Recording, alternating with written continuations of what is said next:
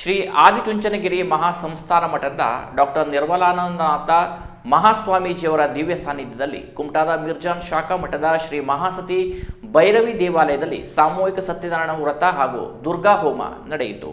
ಹೊನ್ನಾವರದ ಕೆಳಗಿನೂರು ಗ್ರಾಮದಲ್ಲಿ ಶುಕ್ರವಾರ ನಡೆದ ಶಾಖಾ ಮಠ ಲೋಕಾರ್ಪಣೆ ಹಾಗೂ ಒಕ್ಕಲು ಉತ್ಸವ ಕಾರ್ಯಕ್ರಮದಲ್ಲಿ ದಿವ್ಯ ಸಾನ್ನಿಧ್ಯ ವಹಿಸಿ ಶ್ರೀಮಠದಲ್ಲಿಯೇ ವಾಸ್ತವ್ಯ ಹೂಡಿದ್ದ ಶ್ರೀ ಡಾಕ್ಟರ್ ನಿರ್ಮಲಾನಂದನಾಥ ಸ್ವಾಮೀಜಿ, ಶಿವಮೊಗ್ಗ ಹಾಗೂ ಉತ್ತರ ಕನ್ನಡ ಉಸ್ತುವಾರಿ ಹಾಗೂ ಆದಿಚುಂಚನಗಿರಿ ಮಠದ ಪ್ರಧಾನ ಕಾರ್ಯದರ್ಶಿ ಶ್ರೀ ಪ್ರಸನ್ನನಾಥ ಸ್ವಾಮೀಜಿ ಹಾಗೂ ಶಾಖಾ ಮಠಗಳ ಪೂಜ್ಯರುಗಳ ಶ್ರೀ ಮಹಾಸತಿ ಭೈರವಿ ದೇವಾಲಯದ ವಾರ್ಷಿಕೋತ್ಸವದ ಅಂಗವಾಗಿ ಏರ್ಪಡಿಸಿದ್ದ ಕಾರ್ಯಕ್ರಮದಲ್ಲಿ ದಿವ್ಯ ಉಪಸ್ಥಿತರಿದ್ದರು.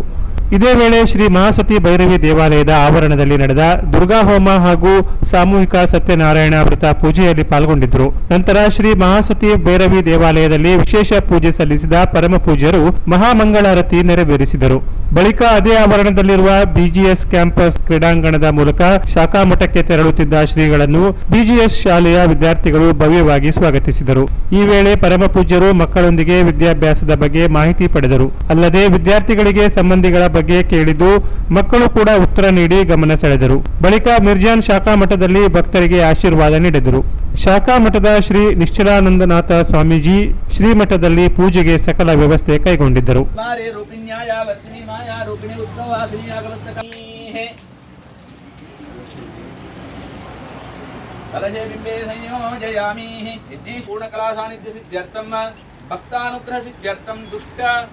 ಶಿಕ್ಷಣ ಸಜ್ಜನ ಸಂರಕ್ಷಣಾ ಜನ ಪರಿಪಾಲನಾ ಭಕ್ತ ಪರಿಪಾಲನಾ ಯೋಗ್ಯತಾ ಸಿದ್ಧಾರ್ಥಂ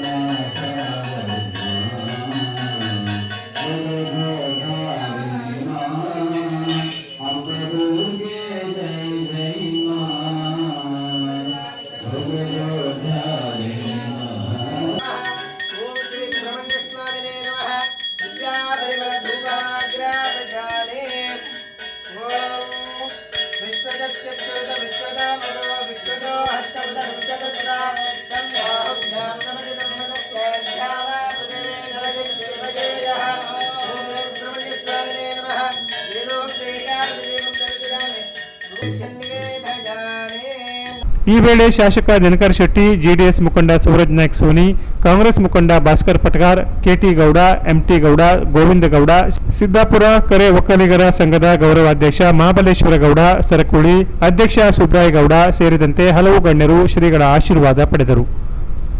ಕೆನರಾ ಪ್ಲಸ್ ನ್ಯೂಸ್, ಕುಮಟಾ.